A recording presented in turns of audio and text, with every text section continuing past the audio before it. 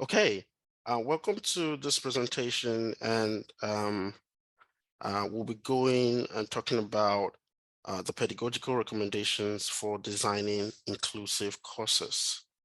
So in this presentation, we'll look at the process and the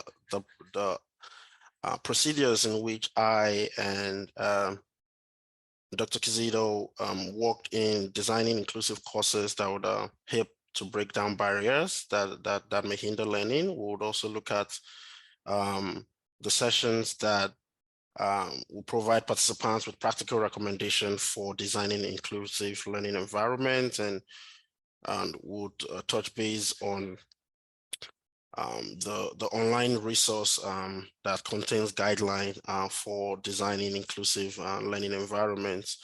And most importantly, we'll look at the methodology and the design phase where we use to create a resource. So the end goal for all this that was done was an actual resource using Articulate. And at the tail end of the presentation, I will share the link and QR code for you to access that as well. And we'll also touch base on the 4 phases in which this process was used. So for the methods, starting from the top, going clockwise, we started with the analysis of different contexts and literature. So we looked at different literature that surrounds pedagogical approach for inclusiveness.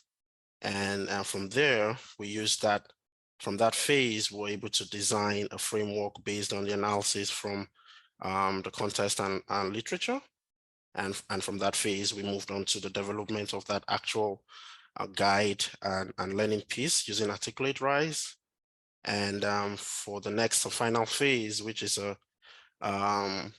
phase that's also still in motion, even as you look at that final learning piece as a stakeholder. If you see anything there, you can just let us know that you think should be added to that. So most especially the team from TADA were able to also put in their input. Some faculty members were able to put in their input as stakeholders. And yeah, that's what we have in that final phase for that Articulate learning piece. So from all that, we have several recommendations that I'll be going from one point to the other. So from one point is to include content from diverse perspectives, for us to have a classroom that is inclusive. We have to ensure that the diverse perspective in your classroom is accounted for.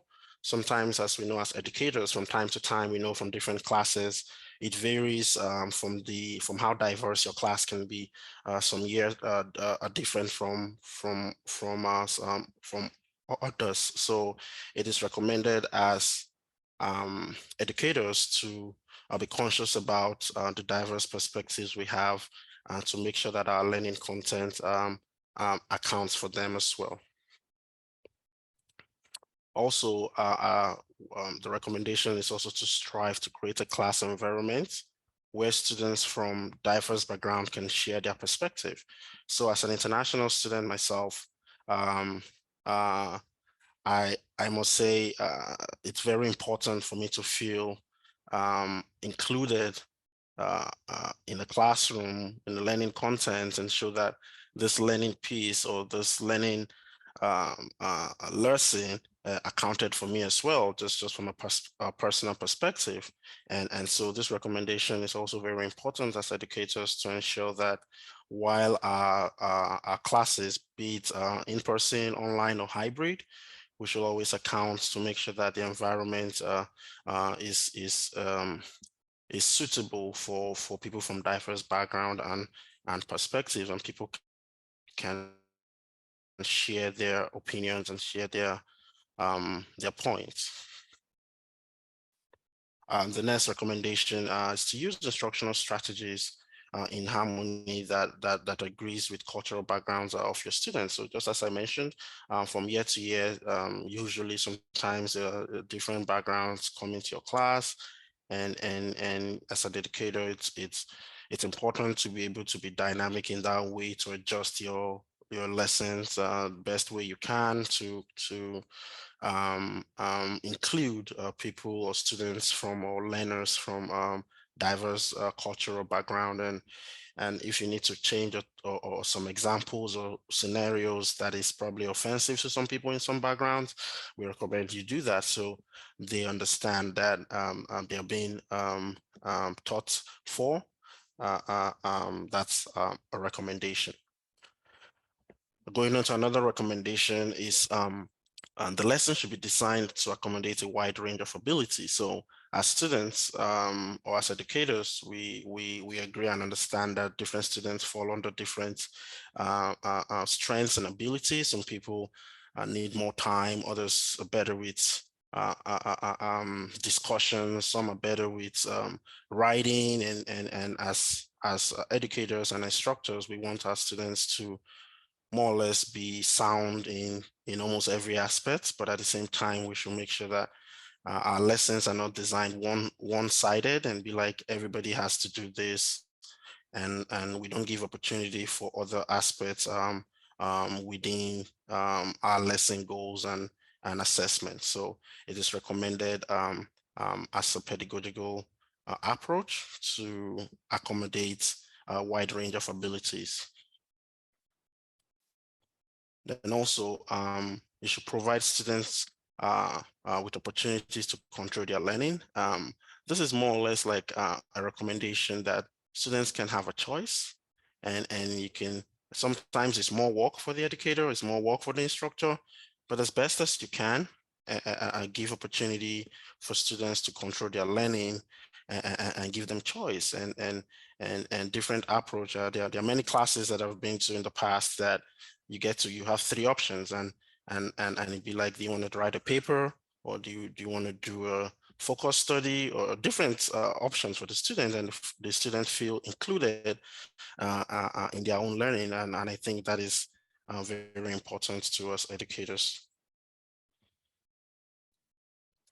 So the recommendation to also ensure that we humanize our online classes to the best way we can, to make students feel inclusive and included.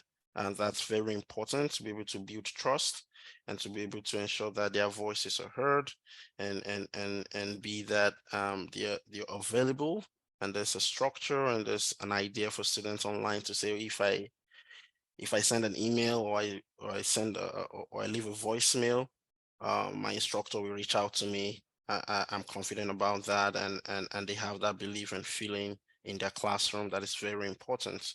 So for students, for their learning. And in conclusion, before we go into the articulate learning piece shared out in a sec, um, um, it's important for us to design inclusive courses, for us to be able to break down barriers that students may face, and if that barrier is broken, it creates opportunity for students or all students to learn.